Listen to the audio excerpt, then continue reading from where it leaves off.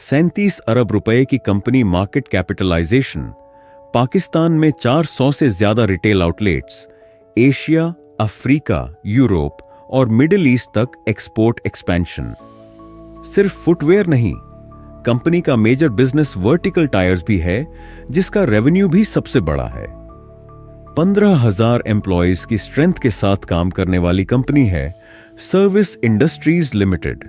और मैं हूं मूसा, और स्टोरी है उस Pakistani manufacturing setup and demand को local as well as international standards के साथ compete और मीट कर रहा है। कहानी शुरू होती है लाहौर के 3 स्टूडेंट्स, दोस्त चौधरी नजर मोहम्मद, मोहम्मद हुसैन और मोहम्मद सईद से, जब 1941 में उन्होंने लाहौर ही में छोटी सी कैनवस गुड्स और स्पोर्ट्स इक्विपमेंट का बिजनेस शुरू किया। स्टार्ट में क्रिकेट बैट्स, कैनवस बैग्स और जनरल स्पोर्टिंग आइटम्स प्रोड्यूस किए।